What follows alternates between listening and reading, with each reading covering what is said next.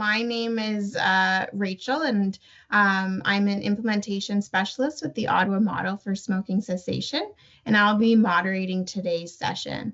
So this presentation is titled Clearing the Air, Current Approaches to Vaping Cessation, and it will focus on the latest evidence regarding vaping cessation medications and treatment protocols, and it marks the first installment in our new OMSU webinar series. So this is an exciting one to be part of today.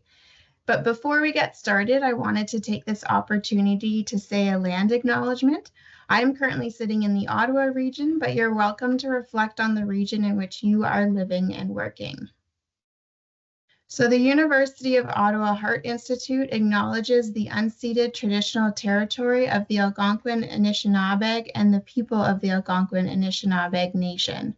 We recognize all Indigenous people in the region from all nations across Canada who have also made Ottawa their home. We acknowledge the traditional knowledge keepers, both young and old, and we honor their courageous leaders past, present, and future. We dedicate ourselves to moving forward in the spirit of partnership and reconciliation. Together, we take responsibility for the heart health of all people in the region. So a little bit of housekeeping before we get started. If you have any questions throughout the webinar, please add them to the Q&A function that you can find on your screen. We will not be putting questions in. Sorry, are people able to hear me? Okay, good. A message that, okay. And so the Q&A function is for your questions. We will have the, sorry, I'm getting distracted. The Q&A function is for your questions. Microphones and videos have been turned off for this session, but please feel free to submit any questions at any time throughout the webinar, and we will be getting to the questions at the end of the session. And lastly, the session is also going to be recorded, and we will have it to be available to view afterwards. So without further delay, I would like to introduce our presenter today, Dr. Hassan Mir, who is a cardiologist, researcher, and assistant professor at the University of Ottawa Heart Institute. He is the chair of the Ottawa Model for Smoking Cessation and the co-chair of the Virtual Care Heart Team. Dr. Mir has a clinical and research interest in addressing smoking cessation and nicotine dependence. He is also passionate about developing, implementing, and evaluating digital health technology to improve patient care. Welcome, Dr. Mir. Thank you so much. So give me a moment as I share my screen. So thanks so much, everybody, for joining as we reinitiate the webinar series going forward. It's wonderful to see the amount of attendance that we already have, and I'm sure that more people will trickle in. So, you know, without further ado, getting right into the topic for today, which is looking at approaches for vaping cessation. So what are the most up-to-date approaches, and what can we do and what can't we do? Now, while I hope to present to you, I do think that it would be amazing to get your perspective as well. And so I've added some discussion questions at the end. And if there was an opportunity for us to potentially unmute at that point, although Rachel might be looking at me with a twitch in her eye, but it would be nice for us to have a little bit of engagement at the end in terms of discussion questions of what you have been doing, what you feel comfortable with, et cetera, et cetera. So without further ado, just in terms of some disclosures, I don't have any funding from tobacco, vaping, or pharmaceutical industry.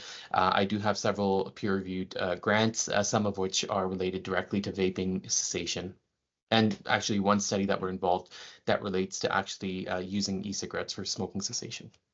So just a little bit of a background in terms of or outline of what we hope to discuss today. And the initial sections, frankly, are not going to be a lot of time. Most of the time will be spent on evidence and approaches. But we'll chat briefly about a background, evidence for e-cigarettes and smoking cessation, what potential harms may exist, evidence for vaping cessation and approach for it, and then some of our own research that we're doing, as well as KT activities, and then if there's time, hopefully some discussion. So The fact that you're attending here, I'm sure, means that you have come across people that are using e-cigarettes in your clinical care or in your personal lives or what have you. But just so we're all on the same page, e-cigarettes or electronic nicotine delivery systems, which are also known as e-cig or vape pens, are these battery-operated electronic devices that heat a liquid to create an aerosol, which can then be inhaled, and that may or may not contain nicotine. So it's not to say necessarily all e-cigarettes have nicotine, although this is becoming more and more common, frankly. One thing to really appreciate is that this is a rapidly changing product, and so there's 5 generations now at least, and there's probably more around the corner if they aren't already out there. But things may change in terms of the device, in terms of the liquid, in terms of whether it's a salt or a liquid, in terms of aspects of how it's inhaled, etc. So it's important to appreciate that what may be presented today is something that may differ in the next 6 to 12 months, given how rapidly this product is changing. The other thing to appreciate and recognize is that e-cigarettes are not regulated in Canada in terms of as a health product. They're not approved for any particular indication. And challenges relate to the fact that when you test the ones that say they don't have nicotine, many of them do have nicotine in them. And alternatively, some of them that say that they do have nicotine end up not having nicotine. So I think there are some challenges there, and we are certainly working with partners in the government to try and support increased regulation related to them. So in short, as you may imagine, you're vaping this liquid or salt, which contains chemicals, including nicotine, which is heated, and then it becomes aerosolized, which is inhaled through your mouth and lungs, and then subsequently absorbed rapidly into the bloodstream. And just like smoking cigarettes, inhalation of any product is the fastest way to get it into the bloodstream, short of literally injecting yourself in the bloodstream, and because of the immense amount of surface area that exists within your lungs and alveoli. And then whatever is not kept in is subsequently inhaled. This is just an example of the different types of systems from first generation all the way up to the newer USB looking type things, which are like the pod systems or pod mod systems, etc. And then there's even newer ones that look like a shield as well. So, when we're talking about this to our patients, it's important to appreciate like what e-cigarette are you using? Like what liquid are you using? What concentration are you using of this liquid or whatever cartridge or what have you? And how much of this are you consuming? Because if we don't know that, we have no idea in terms of the extent of their addiction at this time. So, of course, one of the biggest issues is that these are heavily flavored and marketed towards youth and young adults in berry and chocolate flavors. They look delicious, I have to say, but like clearly that's not appropriate that we have these flavors that are actively being pushed and often marketed towards children. And I think the tobacco industry, which owns, I should have said this earlier, which owns all of the e-cigarettes, is very mindful of the benefits to them of getting people addicted to nicotine and in massive concentrations of nicotine and amounts of nicotine, because they're creating the next generation of smokers or users of this product, right? So I think we have to be very skeptical, and there needs to be some cynicism in terms of these products in some ways. So, we would be, made to believe that the people that are vaping are just these, individuals that have been smoking all their life, who are older, and they're using it as a cessation aid and what have you. And it's rare to have a subculture of, cloud chasing or what have you, which would be more so in youth and young adults. But that's not really the reality. The reality is there's a lot of youth and young adults that are vaping, and in many cases at a higher prevalence and in higher amounts than even the older individuals that may be using it for smoking cessation. And what's really sad is just a couple of months ago, I had a patient who was 19 who was admitted to the Heart Institute, and he was smoking a pack a day. And I was like, this is shocking. Like, this is surprising that a 19-year-old in this day and age would be smoking a pack a day. And I asked him, because he was my patient, thankfully, like, I was able to intervene. And according to, what he had gone through at the age of 15, he had started vaping and then vaped for about a year, but he found it was so harsh on his lungs that he instead switched to smoking, which he thought was less harmful or less harsh on his lungs. And he was now smoking a pack a day because of the amount of nicotine that he'd been exposed to. So the reality is this, right? The reality is that there's enough studies that have been, there's so many studies that have been done as a systematic review that show that there's a 300% to 700% increase in the likelihood of somebody that's a non-smoker that uses e-cigarettes who goes on to smoke than somebody who does not use e-cigarettes that's a non-smoker. So again, it's just to say that this is truly a concerning gateway for use of cigarettes and conventional cigarettes. And I think we need to be mindful of that, of course, and that's why, you know, it's important to help support our patients to get off of this as soon as possible. So in terms of demographics, this is from the surveys, and I apologize, the actual uh, um, the references are actually unfortunately hidden by this banner that I've put up, but I'm happy to remove that and share slides. But this is from one of the national surveys that have been done looking at ever use, as well as the next slide will be use in the past 30 days. And what it shows is about 15% of people have tried vaping in the past 30 days. This is back in 2017. Of those, about 2/3 were current smokers back then, and 15% were never smokers. And about 1/3 of people that were current or former smokers were using it as a cessation aid, but then 2/3 of them were not using it as a cessation aid. And we, of course, know based on studies that show that e-cigarette use for smokers that are not trying to use e-cigarettes to quit will actually increase their usage of regular conventional cigarettes by up to 50%. And this was published in the BMJ as a randomized controlled trial. Mean cigarette use went up from 20 to 30 cigarettes. So really, e-cigarettes may have a specific role of those that are smoking, interested in quitting, and specifically using e-cigarettes for that particular purpose. And we'll talk a little bit about the evidence for that in upcoming slides. What was really unfortunate and surprising is that about 1/3 of students between grade 7 and 12 had tried vaping, and 20% of them had reported that in the past 30 days. So this is from 2019. Over half the students felt that it would be easy for them to get an e-cigarette with or without nicotine. And then in the past 30 days, this is updated more so from 2021, 2022. Those over the age of 15, about 6% now are vaping compared to 4%. And you can see that 14% of those between the age of 15 and 19 were vaping in the past 30 days, and 18% that were 20 to 24. In comparison, those over 25, 4% of those are vaping. So clearly something that's much more prevalent among the youth and young adults. In terms of gender, it's pretty similar, males at 7% and females at 5%. And what was interesting is the primary reason why people are vaping, those that are under the age of 25, the majority of them said that it was meant to reduce stress, whereas those over the age of 25, about 40% of them said that it was to quit or avoid using conventional tobacco. Now, you know, even still, I think we all appreciate that mental health is really important.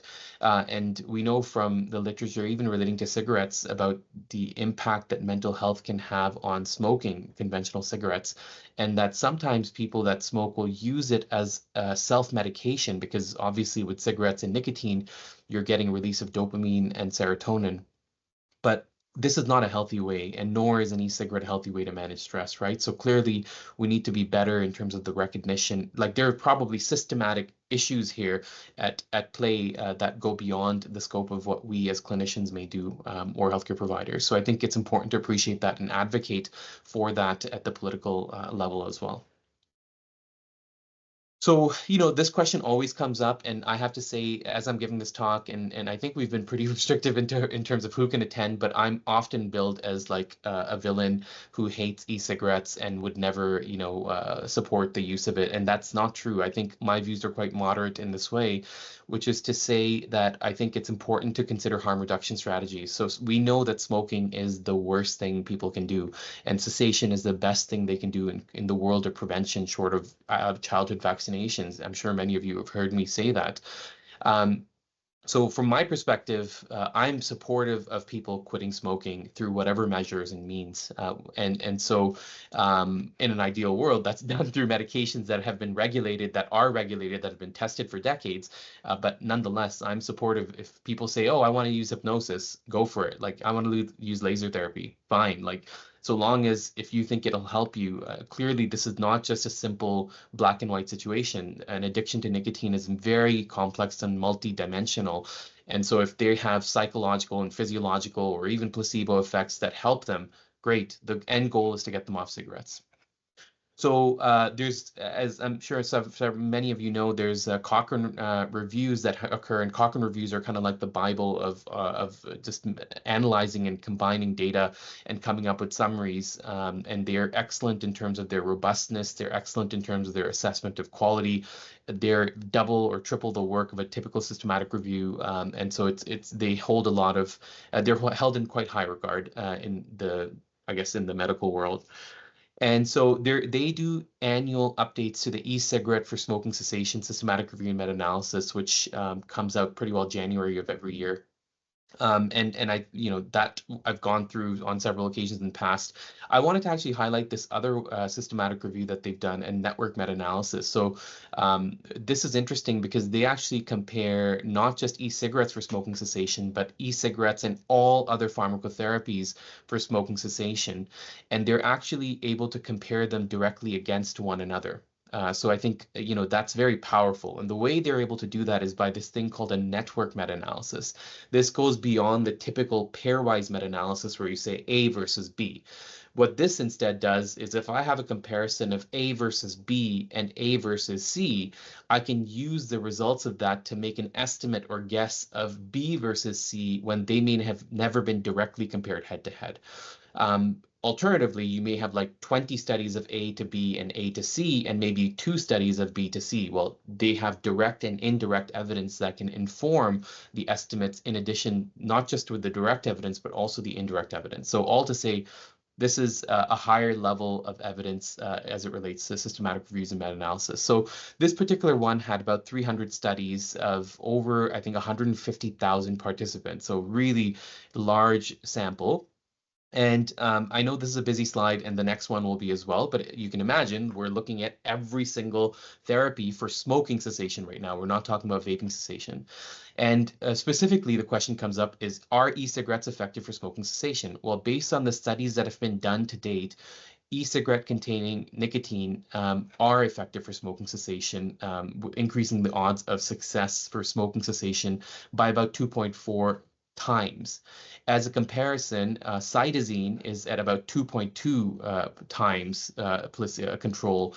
Varenicline is 2.3, so it's very similar to nicotine pouches. Combination NRT is about 2. So these are all very similar.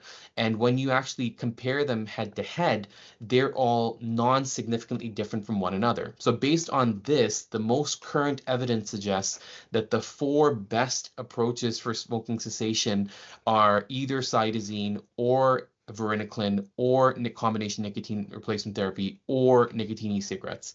One of them has not as much long-term outcome on safety data. The longest outcomes are about 2 years, whereas the other ones have much longer evidence, obviously having been tested in several studies, and in cytosine's case, having been used in Eastern Europe for decades. So, it's important to realize that nicotine e-cigarettes are effective for what they're billed at, but granted that, there are some challenges in terms of their long-term safety outcomes. This is another example, and I present this because it has some of the number of participants. So you can see as an example, NRT has like 30, 40, 50,000. Varenicline has like 15,000, but nicotine e-cigarettes have about 3,800, right? So clearly still early days, so we probably shouldn't completely hang our hat, but it does seem, based on anecdote as well as based on the evidence of several high-quality randomized controlled trials, that nicotine e-cigarettes can be effective. How effective? Well, then they estimate, assume that there is no intervention whatsoever. They expect about 6% of people will quit with just baseline counseling, right? We know with cold turkey, it's about 3 to 5% or so.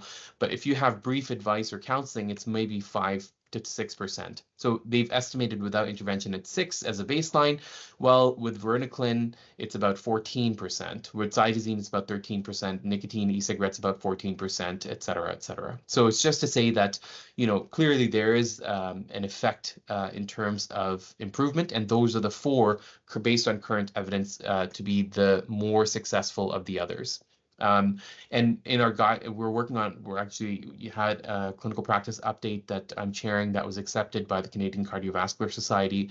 And this informs a lot of what we'll suggest in that particular update.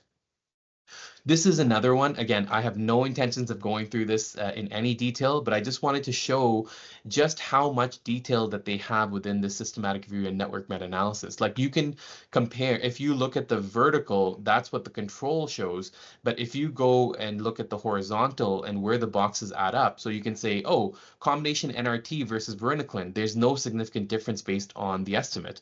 Combination NRT versus placebo, oh, there's a 2.3 times increase. Varenicline versus placebo, 2.8 times increase compared to in terms of smoking cessation rate. So you're able to actually compare these different agents to one another. Cytosine versus nicotine, combination nicotine replacement, there's no significant difference here. So anytime it's bolded, it suggests that there's a significant difference. And anytime it's not, it suggests there isn't. And then it also gives you an estimate as to how much more. So, in this case, it's like 67% more. So there's like a, 1.67 odds ratio.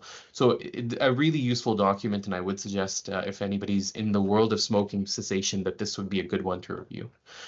So summarize, e-cigarettes can be effective for smoking cessation when used in the right population, right? So those that are smoking, interested in quitting, and interested in using e-cigarettes for that particular purpose. That was a minimum requirement for this situation. But as I said, the serious adverse events are not as clearly delineated, and we only know up to a maximum of 1 or 2 years of follow-up for this type of stuff. But again, we all know, I'm sure as clinicians, like if somebody told me, oh, I didn't have any heart attacks after the first 1 or 2 years of using cigarettes.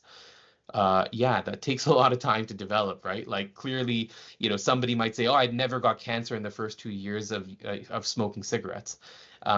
We wouldn't be comfortable with saying, yeah, that's a sufficient amount of evidence, right? We would say, actually, no, like there's biological stuff that's happening at a basic science level that we know has an effect on X, Y, and Z, blah, blah, blah. And that's no different in this case. Now, if you were to ask my opinion, do I think e-cigarettes are as harmful as smoking? No, I do not. And I think there's consensus related to this. I'm more than happy for my patients, if they have exhausted other mechanisms to quit smoking, to consider e-cigarettes for smoking cessation. So, I think it's important to appreciate that. And there are some of these side effects that relate to throat or mouth irritation, headache, cough, nausea. There's also a nice diagram or illustration that a group in Quebec that we're actually now partnering with to support them for some of this information, and it's really excellent. And if I don't know if they're in the audience, but if you are, please share the link that you have as well, and maybe get additional partnership. But they've kind of created this image similar to what we used to do for harmful effects of smoking, where, well, they're looking at compiling all of the evidence for the various harms that are associated with vaping and putting it into a single illustration, which hopefully can be an excellent knowledge translation tool for our patients. What we do know for sure from the perspective of the current evidence, and again, thinking about basic science and also at the population level, that there's increased markers of inflammation and injury as it relates to the lungs. There's increased sympathetic memory activity, like heart rate, blood pressure, increased atherosclerosis and risk for thrombosis. There's, of course, the issue with addiction, given the fact that there's a nicotine addiction. There's impact of the nicotine on youth and developing brains, and of course the risk of gateway to future drugs. So there are potential harms here, especially within the youth and young adult population. But in general, for those that don't use cigarettes, any form of recreational use of this is going to have some harms associated with it. There's more evidence that's coming out about this at the registry data, looking at like millions of patients and seeing use of e-cigarettes or not. What is somewhat challenging, for full disclosure, is to tease apart those that have ever used cigarettes, because we know that they are going to have increased risk of various events as well, versus those that are using e-cigarettes. So I think, unfortunately, time will tell for those that have never smoked cigarettes as to what happens. In an ideal world, we would caution the use of e-cigarettes before that, from a recreational standpoint. So, as we move along, so let's assume that you've got somebody that's using e-cigarettes either because they used it to quit smoking or because they are using it recreationally. There are some important considerations that I think should be considered. And before I get into the systematic review that our team has done and submitted about 6 months ago, hopefully we'll find out soon about this because this is probably the longest I've ever waited for a review on a paper. But I think it's important to think before we even jump into this idea of vaping cessation, right? Like if somebody has used e-cigarettes for smoking cessation, it's extremely important to appreciate, just like we do with other drugs or NRT. If somebody's like not confident about their ability to maintain their smoke-free status. So if we're worried that when they stop vaping that they're going to relapse back to smoking, that's obviously not an ideal situation. That's probably not the time for us to rapidly pull away their unique this form of NRT that they have. So it's important to have that conversation. And even in the studies that we're doing, we're measuring any potential relapse to smoking because that would be a bad outcome. We do not want people to go back to smoking conventional cigarettes, right? So that's important to consider. So if somebody has used e-cigarettes or is using e-cigarettes for smoking cessation, we want to make sure that they get down to a level where they are confident that they're not going to relapse and they've been stable on whatever dose or amounts they've been on, and they can hopefully titrate down. And they also know that if I do relapse, that I need to seek attention as soon as possible for trying to help me stay off cigarettes. So, our team conducted a comprehensive systematic review, and to be honest, this is something that we started in 2020 or 2021, there just wasn't enough evidence for us to do anything meaningful. And so we said, you know what, we're going to wait for a year and repeat it. And then we've done that and then updated our search as of the beginning of 2024. And so this is a comprehensive, not just of the regular databases, but also of the gray literature, and included, we focused on randomized control trial because we know that that's the highest quality of evidence when it comes to these things, avoiding the known or unknown confounders that can occur in the context of observational studies. And we looked at anything that had rates of vaping cessation as an outcome. So we identified 7 randomized controlled trials with over 5,000 patients, and the interventions ranged from various things like education or digital health tools or medications. And the outcomes also varied quite extensively from like 7-day point prevalence, 1-day point prevalence, 30-day point prevalence, continuous abstinence. All in all, we focused on 3 key outcomes. And then the other thing there is a lot of heterogeneity in is in terms of the follow-up. Like some studies had 1-month follow-up, some had 3-month follow-up, some had 7-month follow-up. So it was kind of, I have to admit, it was a little bit weird in terms of how the follow-up was arranged. You would hope that people would just do the usual 6-month or 12-month follow-up, but that wasn't necessarily the case. So it did require us to kind of put together some studies that if you're at 7 months and 9 months, we're just going to stick you all together and try to do a composite of that. This is a bit of a breakdown of the 7 studies. Most of them are in the US. Most of them are small, but there's a couple of bigger ones. Those are easier to do with digital health, like text messaging or education. But the other ones that relate to drugs or relate to financial incentives, etc., those were quite small. And that's not surprising. This is a very early area of research, and there's not a lot of definitive evidence in here. And I think that speaks probably as to why you're attending this talk, but this will provide you at least the most up-to-date information as we know it as of October 2024 in terms of what is and isn't working. And as you see, there's a range of the different interventions, the different follow-ups, and also what the primary outcome was. So we combined them into 3 focused outcomes. So the first was looking at 7-day point prevalence anytime between 1 and 12 months, and we had over 3,200 patients for that. And we found that the odds of any sort of intervention for vaping cessation resulted in a 52% increase in the likelihood of quitting, and that was a statistically significant increase. So we're going to go into the subgroups here in terms of the types of interventions, but just to say any intervention, and again, we wanted to say, like, let's take a look at this at a very high bird's eye view. Any intervention of some sort is going to be effective for vaping cessation, and there's moderate certainty evidence. Again, we would like to have more studies in this. We'd like to have less heterogeneity in terms of the follow-up, but still we felt it was moderate certainty evidence. The second outcome, and again, I have the figures for this, is looking at 30-day point prevalence within 1 to 12 months. And there's about 2,000 participants for this. There is no significant change within this, but the data, there was very low certainty evidence for this because of the fact that the study qualities, the quality of the studies were not as strong, the sample sizes being smaller, etc. And then the last one was looking at continuous abstinence with 164 patients, which shows that there was a significant increase in continuous abstinence, but again, low certainty evidence. All in all, I think the primary focus of this would be the 7-day point prevalence, which is typically what we use anyways in most of our studies, and the range recognizing that it's between 1 and 12 months. So we go into the actual forest plot, and for those that have not seen this before, what I've just presented it is at the very bottom, which is the pooled estimate of 1.52, and this is suggesting how big the effect is, and if this does not touch this line, this red line, that suggests that that's a significant improvement. So 52% increase, but then in the bracket it says it may be as low as a 15% increase in vaping cessation, and it may be as much as 100% increase in vaping cessation. So that's what the pooled estimate is. But what if we break it down by the different types of interventions? So we looked at digital interventions, pharmacological interventions, and educational interventions. And again, you see that some of the studies are larger, so they're bigger boxes, and some of them are smaller boxes, as you see here. And if it crosses this red line, which is an odds ratio of 1, that suggests that there's no significant improvement in that particular study. But that doesn't stop us from adding up the effect and pooling it. So when we look at digital interventions, which could be texting or apps or what have you, even though there's a trend towards a benefit or trend towards an improvement in vaping cessation rates, because of this pooled estimate touches this red line, it's not significant. So what we would say is there's no significant improvement with digital health interventions. However, there is a trend towards benefit, and more research, of course, is required because now we're only looking at about, 1,500 patients or so.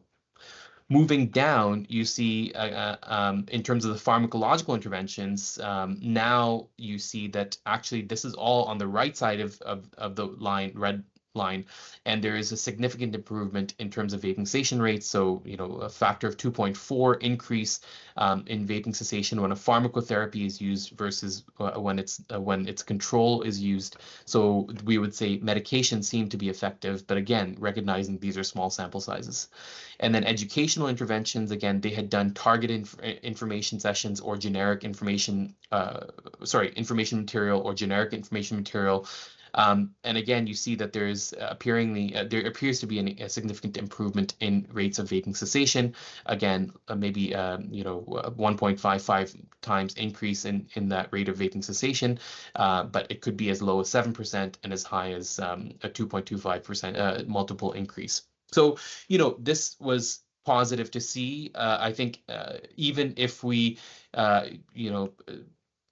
say, digital interventions may or may not work, like it's all right shifted, meaning it's all suggesting that there may be some benefit, maybe just not significant because of the fact that it's small numbers. So that's reassuring, right? So this is the first time a meta-analysis has been done of this particular topic. And so that's what's really unique about this particular project. And we're hoping will be published in quite a high impact journal, which is currently reviewing it. Looking at the 30-day point prevalence, again, you see that both studies cross this red line, and also their pooled estimate crosses this red line, which suggests that there's no significant difference in terms of these interventions, which one of them is a digital health one and one of them is a nicotine replacement therapy one for 30-day point prevalence, but again, small size. Now looking at the continuous abstinence, you see there's a vape tapering, a behavioral intervention, there's another behavioral intervention, and then varenicline that's combined together. And when you look at continuous abstinence, you see that there's a significant increase. However, I suspect this is heavily being driven by this varenicline study as opposed to the behavioral ones. And I think as we get more data and more studies coming out in this topic, we'll have a lot better data to support these meta-analyses and to kind of do more focused assessments of continuous abstinence by meds, continuous abstinence by behavioral interventions, et cetera, et cetera. So this was submitted about 5, 6 months ago, but since that time, there's actually been 2 more randomized controlled trials that have been published. This one published in August 2024, looking at varenicline for e-cigarettes in adult patients, and it's the preliminary results of a randomized controlled trial, placebo-controlled. It's presented as a research letter, so of course, it's not a it's not their full study. But what they presented is what they did was a double-blinded, placebo-controlled, randomized controlled trial of varenicline, and they looked at only exclusive e-cigarette users. You may recall from table 1, or the table that I presented, of the 7 studies, 2 look at dual users and the rest look at exclusive. So this adds additional evidence for exclusive e-cigarette users, about 40 patients, and they gave either 8 weeks of varenicline or 8 weeks of a placebo. And then they looked at outcomes at the end of that 8 weeks, and they looked at outcomes at the end of 12-week follow-up, so at 20-week from the point of randomization. This is their primary result table that I've just added because there's not that much in terms of results. I thought it would just be easier for me to stick this in there from their paper. So at 8 weeks, the quit rate for vaping cessation in the varenicline arm was 45%, in the placebo was 30%, and a significant increase in the likelihood of them actually successfully quitting, quit vaping. At 12 weeks, that persists, so now it's 40% versus 30%, again, a significant increase in the relative risk of them being, or them having quit vaping. So this is another one that we'll likely be adding to our systematic review very shortly. And then this is another really interesting one. I'm sure many of us have come across cytosine. I've presented this at conference on a couple of occasions, but cytosine is gaining more and more momentum, especially the simplified dosing of 3 milligrams 3 times a day. And this study was done and led by Nancy Rigotti, who's actually presented at our conference on several occasions, as well as Neil Benowitz, who has as well. And they looked at cytosine for vaping cessation and published in JAMA just in May of this year. And I thought, rather than me trying to summarize their data, I just present their visual abstract. So they had approximately 150 people, about 34 years of age, looking at 5 different research clinics that were recruiting. And 100 of that, so about 150 patients or so, they randomized a 2-to-1 fashion. So for every 3 people, 2 went to the cytosine arm and 1 went to the placebo arm. And they did 3 times the simplified cytosine dose, so not the complex 25-day course, but rather a 3 milligram 3 times a day course for 12 weeks, which I think a lot of our studies are also moving towards. And they wanted to look at biochemical continuous e-cigarette abstinence during the last 4 weeks of treatment. And in terms of their study, they found a statistically significant increase from using cytosine in achieving e-cigarette cessation, 32% versus 15%, with an odds ratio of, being 2.6 times more likely to have quit vaping if you were in the cytosine arm compared to placebo, and a p-value that's significant at 0.04. So this, again, adds additional strength to our point estimate, which already showed a significant improvement with pharmacotherapy for vaping cessation. This will add at least 2 additional trials and potentially more as we update that systematic review. So based on this, then we have a little bit of an approach to vaping cessation, and you'll recognize some of these images, and they're obviously not mine, but there's the 5 A's to quit smoking, and I think they can easily be adapted, or the 3 A's to smoking cessation. We can apply that same approach to e-cigarette, right? Because it's still a nicotine addiction at the end of it. So we're going to ask every patient about their e-cigarette use. We're going to advise every patient about the importance of cessation and the benefits for them, assess whether they're ready to quit, and assist them in the ways that we're going to talk about in the next slides, and of course, arranging follow-up for managing this nicotine addiction. In terms of behavioral strategies, again, this is stuff that I present in my smoking cessation talks, but it's using the 5 R's in terms of motivational interviewing, recognizing managing withdrawals, discussing some of the relevance and risks, rewards, roadblocks, and repetition. We are all actively working on better understanding the risks, but even the risks that already exist are suggesting that there may be a tsunami of issues that will follow for those, especially that are using this recreationally. Individual or peer group counseling and cognitive behavioral therapy, of course, have been shown in other settings and potentially may be viable in this setting as well. In terms of pharmacotherapy, this is an interesting topic of discussion. I think many of us have felt comfortable in using nicotine replacement therapy to substitute the nicotine they're getting from e-cigarettes and instead get it from quote unquote safer or more regulated sources. And so if one Juul cartridge, as an example, contains about 40 milligrams of nicotine, that would be the equivalent of about 1 to 2 packs of cigarettes. So this is where it becomes really important for us to understand what exactly is our patient using. Are they going through a cartridge every day? And if so, we may need to give them a 21 to 42 milligram patch. If they're saying I go through a cartridge every week, maybe we just stick to short acting related nicotine replacement therapy. So in terms of what our internal approach, at least my internal approach is, and we're actively updating this based on something else that I'll present in a few slides. But the current approach, at least for myself, is having long and short acting. We know combination NRT is more effective than solo NRT for smoking cessation, which is an addiction to nicotine. And so the same principles would be expected to apply. So transdermal patch prescribing 0.5 to 1 milligram per nicotine consumed per day, which we're going to ask based on the concentration of what they're using and the amount that they're using in a typical day. And then typically we want to start titrating this. And once we get to a level where they're stable, then we keep that on for 6 weeks and then consider weaning off Q2 weeks as we do with smoking. But remember that prior to us doing this, we need to have an assessment of their risk for relapse if they had used e-cigarettes for smoking cessation. But if short of that, I think we should be comfortable in doing this. Now, I'm actually much more supportive of using short acting in this population because, of course, nicotine e-cigarettes are a short acting form of nicotine. And so these patients who are typically younger feel much more comfortable using short-acting medications and titrating this accordingly. And so whether it's a gum or lozenge, inhaler, spray, whatever, I'm often I tell them use it as you need and just keep us posted in terms of how much you're using it. And then we can support you in terms of titrating the patch and what have you. But some people, I'll say frankly, some people don't want to use a patch. And so in those cases, I just use short acting to try to help them wean off at some point.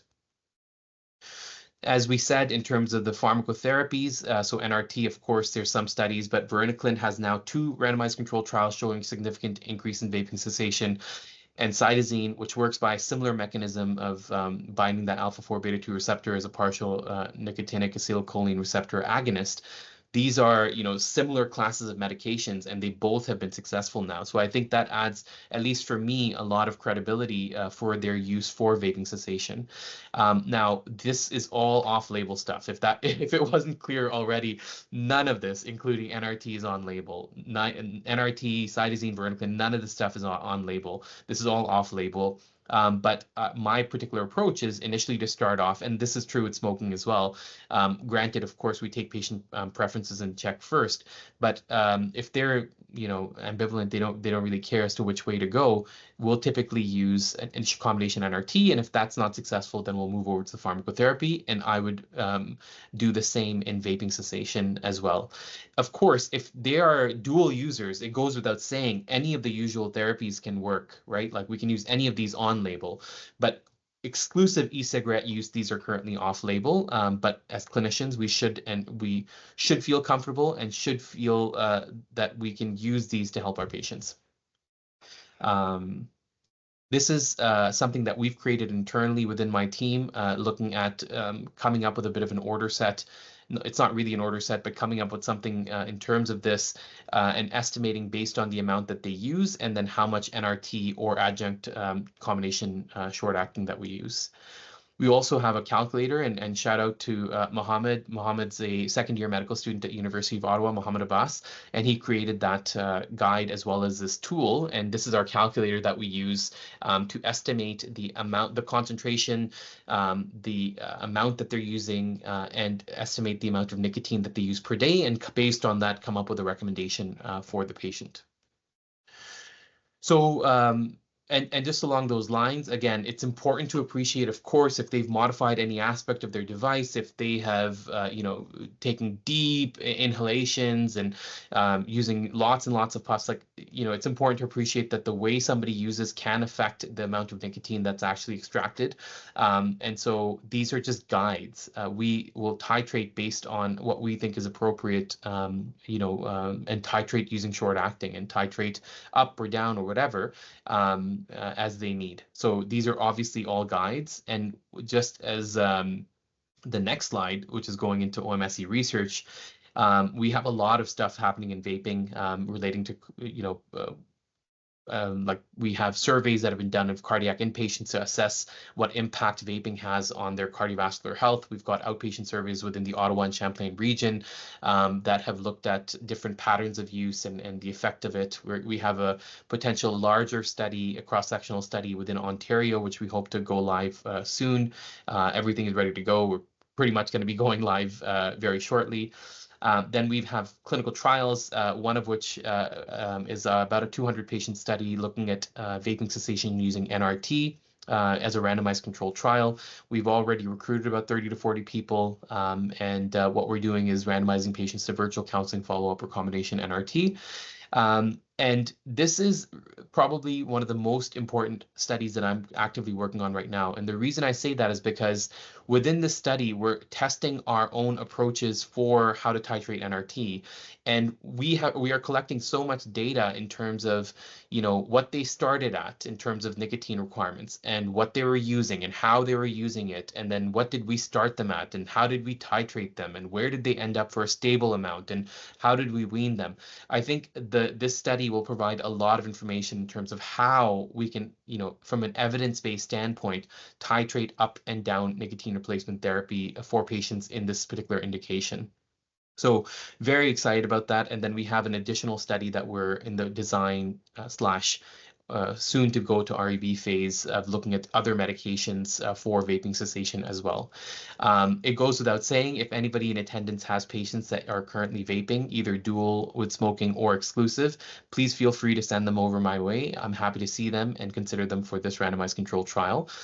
We are able to do this virtually across Ontario. So feel free to please reach out and would happily see your patients if you have a roster of them. And then, of course, we've got lots of systematic reviews. We presented some of the cessation stuff in terms of vaping cessation. We've got intention to quit. We've got the impact of vaping on various things, including cardiorespiratory fitness, et cetera, et cetera. And then KT activities. Obviously, doing webinars like this is extremely important to engage our community, to also learn from you, because I think this is we're learning together. This is just meant for me to summarize this both for myself, my team, and everybody else in the attendance. But I think it's important to take into account our provider experience and also our patients with lived experience, and what they like and don't like, because I think this is early days in terms of vaping cessation. We're also updating our patient and provider facing resources to incorporate, and that's already been done. And we're having additional updates relating to that, but making sure that we're updating our content for the tools that we have and the resources that we have for our partnered sites. I mentioned this earlier, but I am chairing the clinical practice guideline or clinical practice update on smoking cessation and vaping for the Canadian Cardiovascular Society, and that was accepted to be presented at the Canadian Cardiovascular Congress and will be submitted for a concurrent publication at the Canadian Journal of Cardiology. So I'll be presenting that in October. If anybody's attending and wants a sneak peek of this, that we do have a full section on vaping, from the background to its benefits to its harms to helping people quit vaping. So I think it's not specific to cardiologists. It's not a document specific to them. We've made it general. It's just an approach to smoking cessation or contemporary approach to smoking cessation. So hopefully that's something that you all can review. And then we also have the OMSE conference in January of 2025, where we'll be presenting that as a plenary session, and that is around the time of the publication. And so we're hoping to align the publication with the conference as well. And then last but not least, and certainly not last, because I'm sure there's many things that I've forgotten, but there are national standards on smoking cessation that we're developing in partnership with Health Canada, as well as Standards Council of Canada, and we have incorporated not just tobacco and smoking, but also vaping within that. And these would be national standards that would be applied to healthcare settings for hopefully, fingers crossed, pie in the sky dream, but ideally accreditation and a performance metric of whether or not they have smoking cessation and vaping related programming within their healthcare setting. So with that, hopefully we've had a chance to review all of the things that I had originally put in my outline, and we have about 10-15 minutes for discussion/Q&A, and I will leave the plug for the conference here. If anybody hasn't seen this, of course, this is our 17th year. Several of the people that have done these trials, including Mark Eisenberg and Peter Selby and what have you, lots of expert clinicians and researchers that will be in attendance. So really hope to see you there and hopefully carry this conversation forward. So with that, I will open up to questions. That's great. Thank you, Dr. Muir. This is definitely a very important topic, and I think that speaks to just how many people have attended today. So yeah, we'll open the floor up to questions. We have about 8 minutes until we end the session, so we'll try and get to as many as we can. I see that there are already some in the chat. I guess I'll just quickly clear these ones. There's a lot of questions are able to provide the calculator in terms of calculating dosing, if that's something that you're able to share, and then as well as if people are interested in your slides. Yeah, happy to share, although granted some of the stuff is unpublished and I might remove some of that until hopefully there is a publication, in which case I'm happy to share that with everybody because I would love for you to read it and provide input and comments. But yeah, I think this is where it's a little bit tricky, right? So I see excellent questions as you've highlighted as well. How are we calculating the dosing? So the reality is we're doing it as many other colleagues are as well, which is to say that we are looking at the concentration of the product that they're consuming and the amount of it that they're consuming. Now, one other thing that we incorporate within our practice is not just to go based on whatever they tell us on day one, is we actually tell them to wean down their e-cigarette use to as low a possible level as they are able to maintain without withdrawal symptoms. So let's say somebody comes to me and says, I'm interested in quitting vaping. Great. I would want you to try over the next week to only use e-cigarettes when don't use it mindlessly. Be mindful of when you're using e-cigarettes, and if you need to use it because you're having withdrawal symptom, feel free to use it, and that's fine. So that gives me a better estimate of their actual nicotine dependence. So maybe in some cases I go down from 2 cartridges a day to 1 cartridge a day. Okay, great. I think that's a better estimate for me to say, okay, I'm going to titrate to this. Then from there, we are roughly measuring, assuming they haven't modified their device or liquid or what have you, we're roughly measuring between 0.5 to 1 milligram of NRT or replacement for every milligram that they're consuming via the e-cigarette, recognizing that we may be under or overdosing. But that's why, at least within our studies and our program, we are following up these patients very closely. Like within the study, they're getting a baseline visit, a day 3 visit, a day 7 visit, a day 14 visit, a day 21 visit. So it's pretty much Q weekly for the first 4 to 6 weeks. And again, shout out to Mohammed, who's been very supportive along with the rest of my research team in terms of that, right? So I think that's kind of how we're going about it. And if somebody says, I'm feeling jittery or the over nicotine exposure, then we will wean them down. If they feel, you know what, I'm still having withdrawal symptoms, we will increase the dose. As an anecdote, of those first 20 patients we randomized, something like 3 or 4 of them were using over 100 milligrams of nicotine per day. And we are lost for how much we need to put them on. But I assure you, we are continually, I think we started at 42 and we're titrating up ongoing and, running out of in terms of the amount of short acting they're even able to use. It's just, I think we just need to be mindful that the most important piece of information or advice I would give you is to allow them to titrate their short acting. And if they're using more than, 10, 20 milligrams per day, up titrate their nicotine replacement therapy patch, as opposed to just letting them, fire through their short acting. So that's our approach. But I do think that the randomized control trial will provide a lot of information, even for that person, who's using 100 milligrams. Maybe they have no need for 100 milligrams, right? Maybe they're using actually 0.5 or 0.2 milligram. So I think that conversion is going to be important. Right now, we don't have a good answer. And I do see Peter's in the chat, and of course, he has an immense amount of expertise in this topic, as much as anybody else does, frankly. But granted, we're all in a limited situation because the amount of information we have is challenging. And I completely appreciate your point, Peter, that calculators, we need to be careful about them. But in the context of our study, we need some way or some approach, and hopefully we can adjust that calculator in future based on the randomized control trial that we're doing. Great, thanks, Dr. Muir. It looks like we also have another question from Neville asking, is there any evidence that cessation strategies are more or less effective whether patients attend cardiac rehab? Yes, excellent question. And Neville, thanks so much for joining. Really nice to see you. Within actually the CPU that we're presenting at CCC, and I really hope that you're there, we actually have a specific section on the importance of cardiac rehab for improving cessation rates, irrespective of the approach. And so every patient that needs cardiac rehab should absolutely be referred to cardiac rehab, because it has been strong evidence demonstrating that it results in improvement in cessation rates.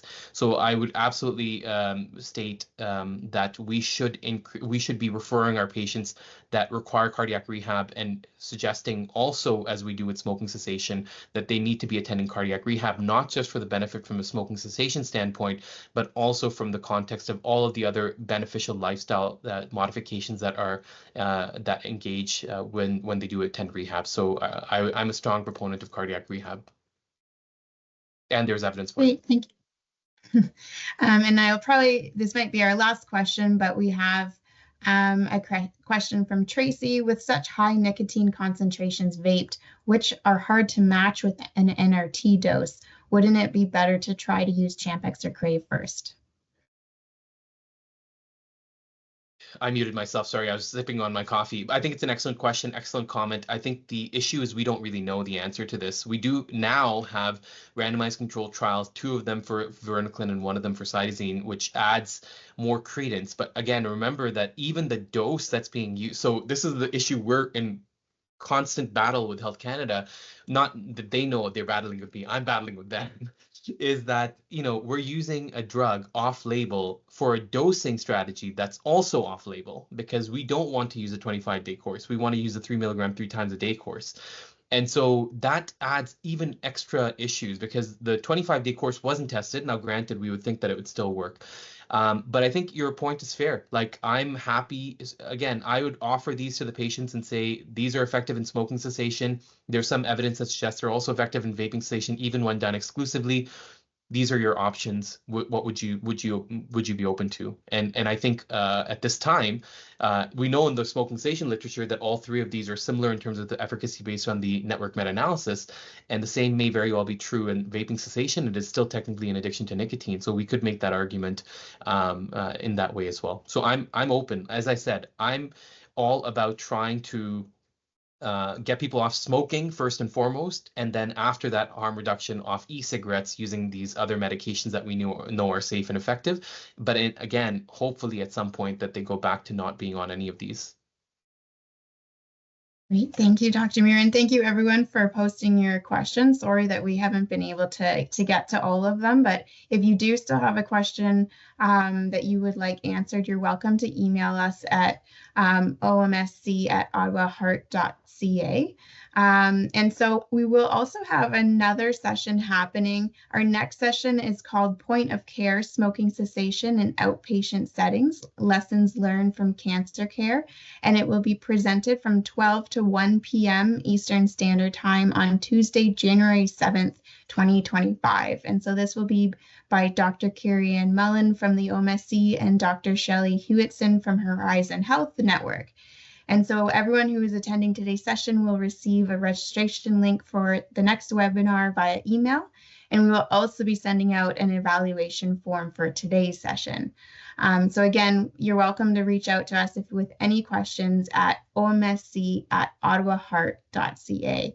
Thank you everyone for joining the session today, and the email is in the chat if you would like to use it there. I hope you all have a great rest of your day. Thank you. Thanks, everybody. Hope to see you at conference, and appreciate your attendance.